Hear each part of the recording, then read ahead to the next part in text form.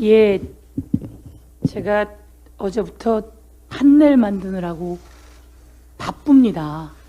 왜 윤석열 정권은 이런 조작 수사를 해서 이렇게 야당이 국감 중에 해야 할 일이 많은데, 국민을 위해 해야 할 일이 많은데 판넬 만드는데 시간을 쏟게 하는지 규탄합니다, 윤석열 정권. 제가 이런 말씀 드리겠습니다. 남욱 변호사가 유동규 측에 돈을 줬고 그게 김용 측에 갔다, 이런 이야기가 요즘 나오는 이야기인 것 같습니다. 과연 남욱 변호사가 그렇게 줬다라고 하는 증거가 있습니까? 유동규가 그렇게 김용 부원장에게 줬다고 하는 증거가 있습니까? 증거는 아무것도 없고 진술 하나 있다고 하는데요.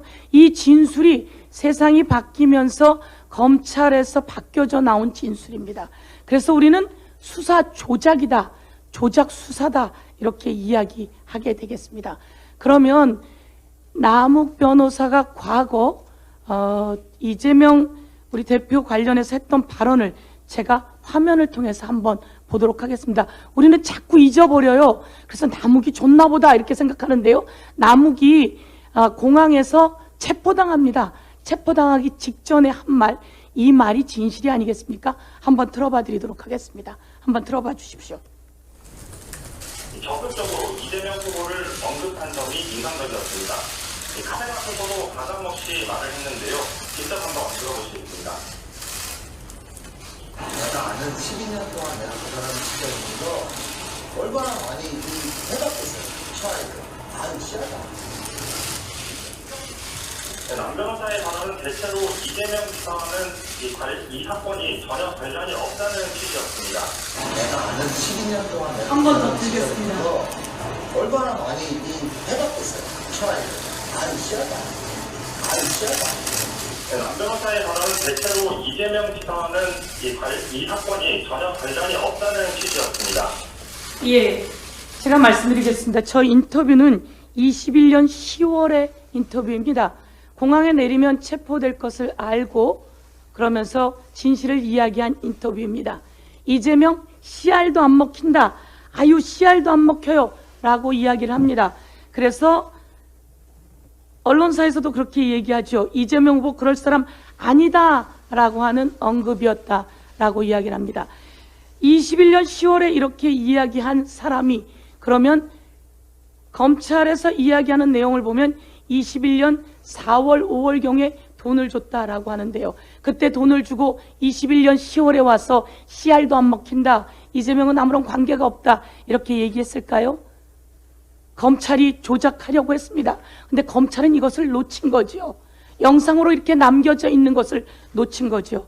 그래서 검찰은, 대한민국의 검찰은 월급 받아가면서, 좋은 직책 받아가면서 대한민국의 범죄를 잡는 일들을 해야 하는데 이렇게 정치 압박, 정치 탄압을 하는데 앞장서고 있으니 이 정치 검사들은 책임져야 된다. 이 정치 부장검사 책임지고, 이 뒤에 있는 법무부 장관 책임지고, 이 뒤에 있는 대통령실도 책임져야 된다. 이렇게 말씀드리도록 하겠습니다. 제가 한 가지 더 말씀드리는데요. 왜 그런 이야기를 하느냐? 제가 어제 말씀드렸습니다. 한동훈 대한민국의 법무부 장관입니다. 한동훈과 가장 가까운 사람이 누구인지 우리는 이 녹취를 통해서 나왔었습니다. 김건희 여사가 이렇게 이야기합니다.